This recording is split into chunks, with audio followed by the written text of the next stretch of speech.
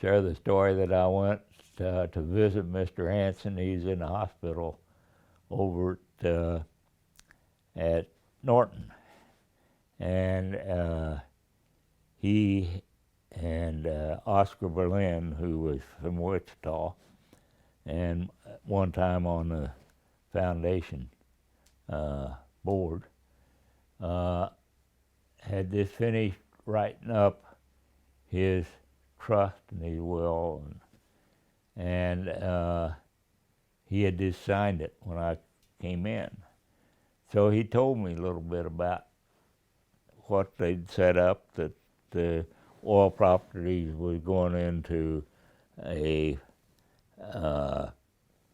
his estate, and he was given a certain amount when he died was going to the foundation. And anyway, we were talking about it. He said, I said, how much is going into the foundation? And he said, well, I don't know how much the oil is worth, but the foundation is going to have $12 million in it to start with. And I said, what do you think that'll grow to? And he said, well, probably if it gets to 35, 37 million, that'll be max. And so now it's 390 million, and plus the oil and the farmland, and I don't know what it is all worth, but put it together over 500 million. So that was the start. He was always thinking ahead of everybody else. That's what my dad said. But he'd get thinking about something, and he'd call you right up and talk to you about it, and then make any difference 3 o'clock in the morning, 4 o'clock in the morning, or 12.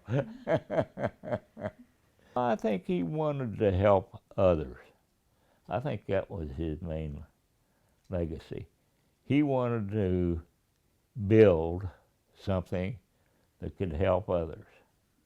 And he wanted his family taken care of first, and he paid his family well before and after he died. And then he gave through the trust, he's given away millions. You bet he'd be pleased. His chest would probably gone out twice as far. One interesting thing was, while I was still in the oil business, a gentleman by the name of Ray Lappman, who lived in Logan, became a partner of mine in the real estate business. Well, in 1978, the Hansen Foundation asked us if we would be the appraisers to appraise the value of the Hansen Foundation's real estate.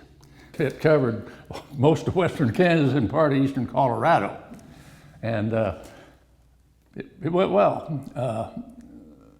Amazingly, and the land was vast, but at that point in time, I think land was $50 to $75 an acre, and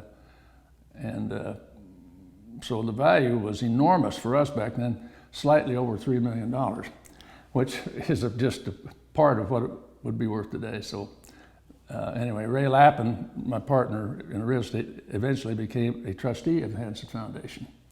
And so anyway, I've had a long association with Hansens, and it's been wonderful. I think he would just be dumbfounded at everything that the foundation has accomplished. There's I don't know that he even had a clue that it would grow to the capacity and the giving that we do. It's just unreal. I mean, it's a, I'd say a Cinderella story, but Cinderella doesn't have anything to do with it. It's just really a dream come true for anybody to leave a legacy like Mr. Hansen has left for Northwest Kansas. Well, his legacy, as far as I'm concerned, he liked western Kansas. I can remember when we built that dam in Corwin, and he bought the land and the like and started a Boy Scout camp up there because he really wanted things in western Kansas.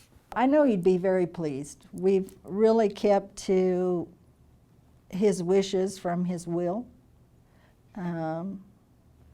Between those guidelines and the government guidelines, there's a lot of things we would like to do that we can't do, but we're doing our best, and I think we're doing good. To me, he was very down to earth, very family oriented,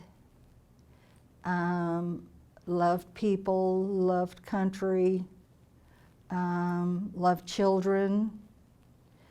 And this is what we do with the foundation, is take care of the people of Northwest Kansas, because this is what they are.